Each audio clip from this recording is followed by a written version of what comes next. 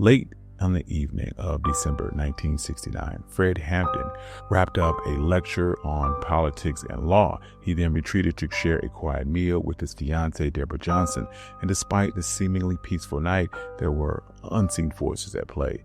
In the early hours of December 4th, without warning, a sudden violent raid broke the stillness. Within moments, a storm of gunfire left Fred Hampton and fellow Panther member Mark Clark dead. As the dust settled, startling revelations came to light, disturbing autopsy findings, manipulated crime scene photos, driving the deeper mystery surrounding the death of Fred Hampton.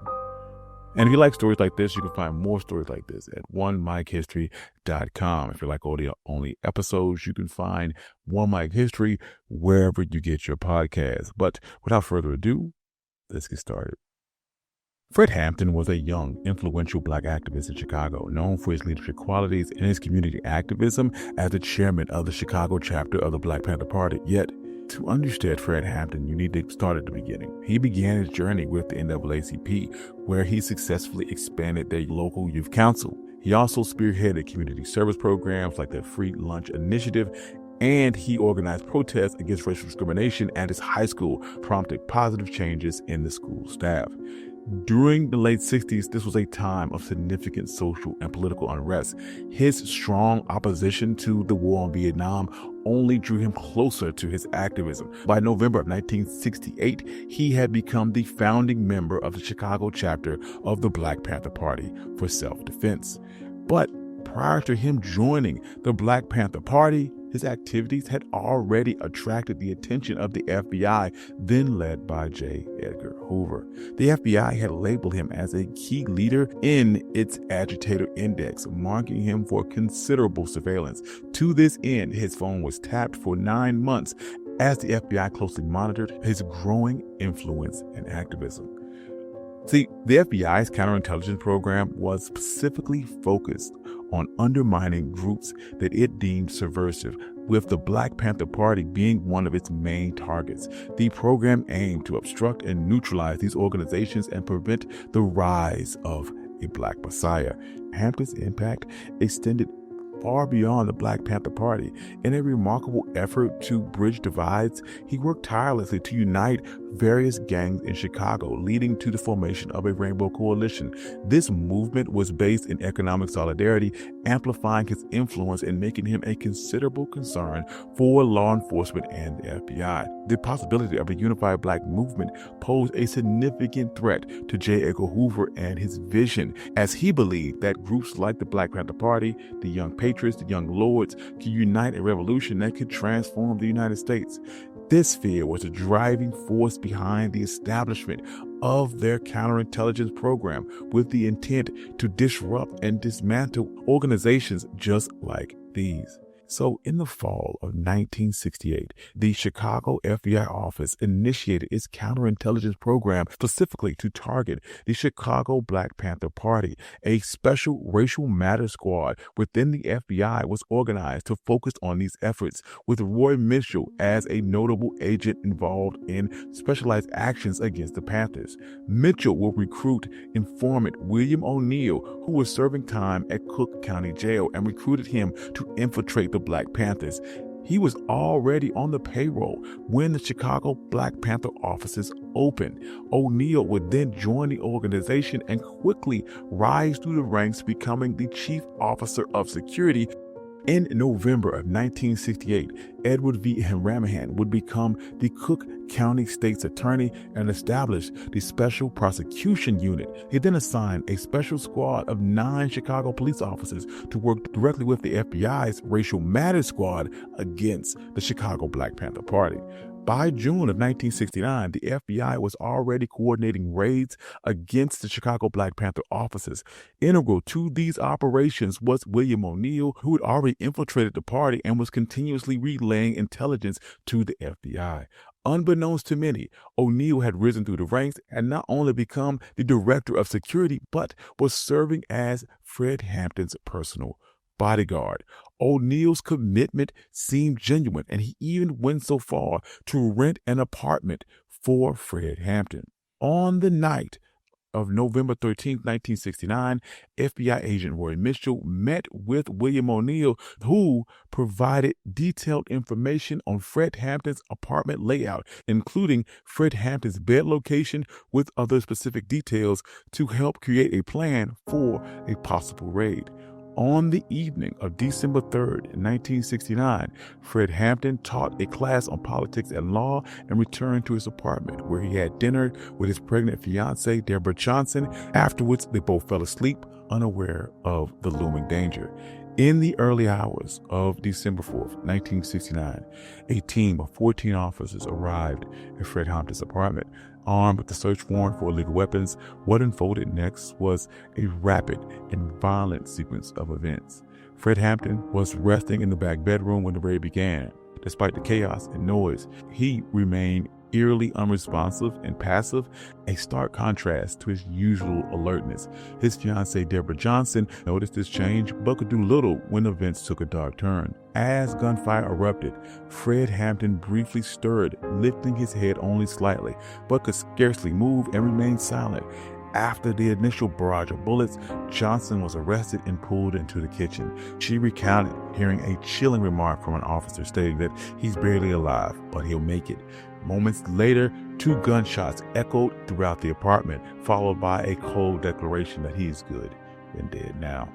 The surviving Panthers described the raid in similarly haunting detail, emphasizing that Hampton was still alive after the first shots, and subsequent gunfire seemed to confirm a more sinister intent, suggesting an execution rather than a legitimate police action.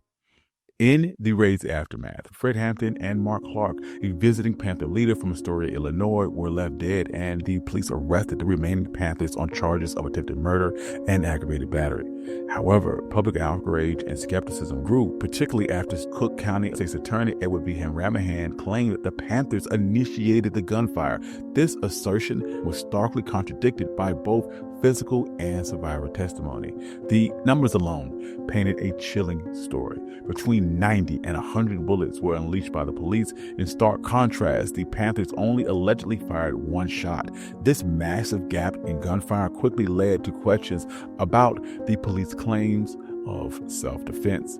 Soon afterwards, an independent autopsy was spearheaded by Black Panther member Bobby Rush in coordination with Fred Hampton's parents, unveiling a startling discovery.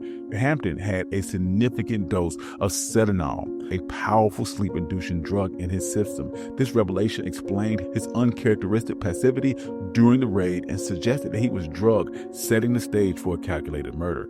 Peeling back the layers of that night's tragic events, an autopsy clarified the bullet trajectory. Astonishing, 2 bullets had penetrated Hampton's head from the right in parallel paths, suggesting that he was shot at close range while he was still asleep.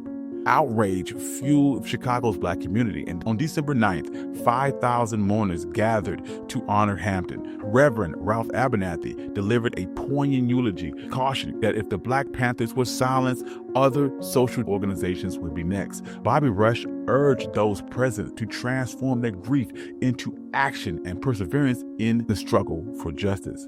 In a controversial move, Edward V. Hanrahan would share exclusive photos from Fred Hampton's apartment with the Chicago Tribune, attempting to substantiate claiming that the Panthers were the ones that initiated the gun battle. However, investigative work by the New York Times exposed that these photos were misleading, and what was represented as bullet holes were in fact nail holes, a revelation that just deepened the outrage.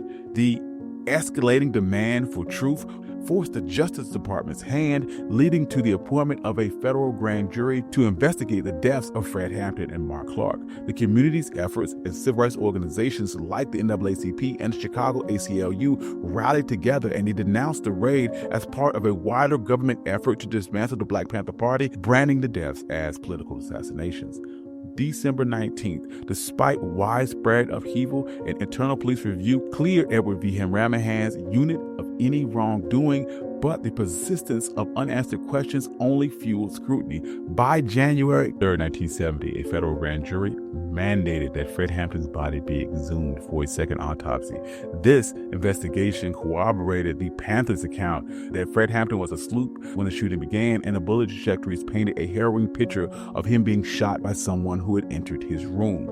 The public's plea for justice was reverberating loudly, and by May 8th of 1970, Edward B. Hanrahan withdrew all charges against the 7 surviving Black Panther members present on that night, conceding that there was absence of evidence against him. Shortly thereafter, a federal grand jury released a comprehensive report disclosing that the Special Prosecution Unit officers discharged at least 82 shots, while only one of them could be traced back to the Black Panthers. Over the next decade, legal clashes reached all the way up to the Supreme Court. And in 1982, a settlement was reached for $1.8 million to be allotted to the families of the estates of Fred Hampton, Mark Clark, and the surviving Panther members, with the financial burden being shared between federal, county, and city authorities. Fred Hampton's influence as a revolutionary and a leader who established community programs and allegiances made him a target. But the backlash of his death contributed to the political downfall of Edward V. Hanrahan, who had once been a potential candidate for Chicago mayor. And in 1972, he was voted out of office, and it effectively ended his political career. That same year, Huey Newton closed all Black Panther offices outside of Oakland, and the Black Panther Party would officially disband in 1982. In remembrance of Fred Hampton's legacy, the Chicago City Council designated December 4th as Fred Hampton Day. Thank you. This has been One Mic Black History. I'm your host, Country Boy. This has been the death of Fred Hampton. If you like stories like this, you can find more stories like this at onemichistory.com. And if you like audio-only episodes, you can find One Mic wherever you get your podcast. Also, I'd like to thank all my financial contributors. Without you, none of this can be possible. I love you all. Thank you. Peace.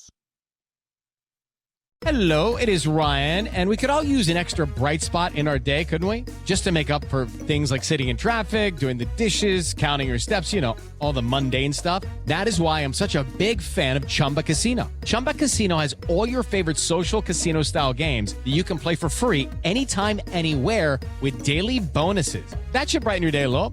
Actually, a lot. So sign up now at ChumbaCasino.com. That's ChumbaCasino.com. No purchase necessary. VGW Group. Void where prohibited by law. See terms and conditions. 18+.